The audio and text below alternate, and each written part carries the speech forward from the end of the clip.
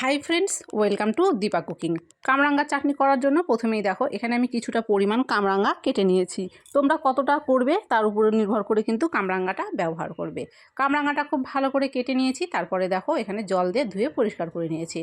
এখন কড়াই বসিয়ে দিলাম, কড়াইয়ের মধ্যে দিয়ে দিচ্ছি 2 চামচ মতো সর্ষের তেল। সর্ষের তেলের মধ্যে দিয়ে দিলাম আস্ত 3টা শুকনো লঙ্কা ফোড়ন। এবারে এর মধ্যে দিয়ে দিচ্ছি 5 ফোড়ন।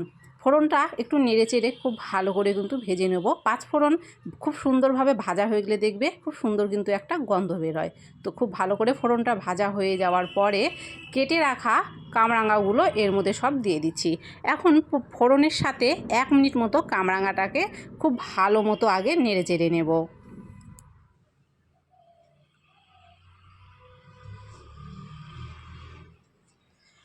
1 মিনিট পরে এখানে দিয়ে দিচ্ছি স্বাদ অনুযায়ী লবণ। স্বাদ অনুযায়ী বলতে এটা তো খেতে মিষ্টি হবে চাটনি অবশ্যই, মানে যতটুকু দরকার লবণ প্রয়োজন ঠিক ততটুকু লবণ দিয়ে দিচ্ছি। তারপরে দিয়ে দিলাম হলুদের গুঁড়ো। পাকা কামরাঙ্গা হলে কিন্তু হলুদ না দিলেও চলতো, যেহেতু কামরাঙ্গাগুলো একটু কাঁচা সেই জন্য হলুদটা দিলে দেখতে ভালো হবে। এবারে 5 মিনিট মতো লবণ আর হলুদ দিয়ে কামরাঙ্গাটাকে ভেজে নেব।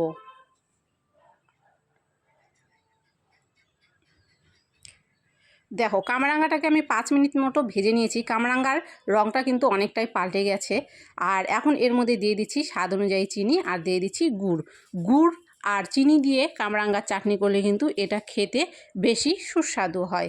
তো সেই জন্যই গুড় আর চিনি যদি ব্যবহার করতে পারো তাহলে দেখবে এটার টেস্ট কিন্তু দারুণ আসে। চিনি আর গুড় দেওয়ার পরে এটাকে মিশিয়ে নিলাম। এখন এর মধ্যে দিয়ে দেবো সামান্য পরিমাণ জল, বেশি জল একদমই দেবো না, কেননা চিনি আর গুড় গলে গিয়ে কিন্তু এটা অনেকটা জল জল ভাব হয়ে যাবে। এখন কিন্তু ঢেকে সেদ্ধ করে নেব। এখন কামরাঙ্গার চাটনির জন্য একটা স্পেশাল মশলা তৈরি করব। তার জন্য এখানে 2টো শুকনো লঙ্কা, 1 চামচ জিরে আর দিয়ে দিচ্ছি 1/2 চামচের মতো 5 ফোড়ন। এটাকে খুব ভালো করে কিন্তু শুকনো কড়াইয়ে ভেজে নেব। আমি যেহেতু লঙ্কা ফোড়নে দিয়েছিলাম আর এখানে শুকনো মশলাতে দিচ্ছি, সেই জন্য আমি কিন্তু চাটনিতে লঙ্কার গুঁড়ো দিইনি।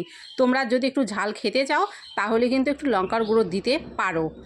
তারপরে দেখো 5 থেকে 6 মিনিট পরে কিন্তু আমি ফিরে এলাম আর গুড় আর চিনিটা গলে গিয়ে কিন্তু কতটা পরিমাণ এখানে পাতলা হয়ে গেছে। আর আমি তোমাদেরকে কামরাঙ্গাগুলো উঠিয়ে দেখিয়ে দিচ্ছি। দেখো চিনির রস এই কামরাঙ্গাগুলোর মধ্যে কিন্তু কত সুন্দরভাবে ভেতরে ঢুকে গেছে।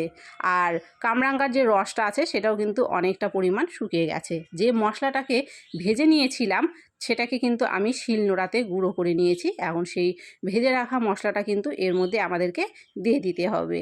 আমি সামান্য পরিমাণ মশলাই এখানে করে নিয়েছিলাম, সবটুকু মশলাই কিন্তু দিয়ে দিলাম। মশলা দেওয়ার পরে আবারও নেড়ে চেড়ে 1 থেকে 2 মিনিট মতো একটু ফুটিয়ে নেব।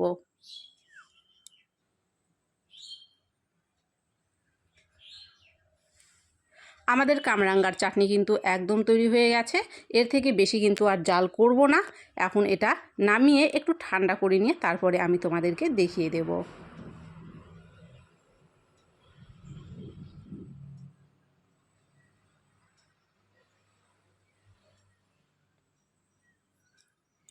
আজকের রেসিপি তোমাদের কেমন লেগেছে অবশ্যই কমেন্ট করো। ভালো লাগলে অবশ্যই লাইক করো, ভিডিওটাকে শেয়ার করে দিও। আর চ্যানেল যদি সাবস্ক্রাইব না করা থাকে অবশ্যই চ্যানেলটিকে সাবস্ক্রাইব করে দিও। আর অবশ্যই কিন্তু কমেন্টে জানাতে ভুলো না কামরাঙ্গার চাটনির রেসিপি বা আচারের রেসিপি তোমাদের কেমন লেগেছে।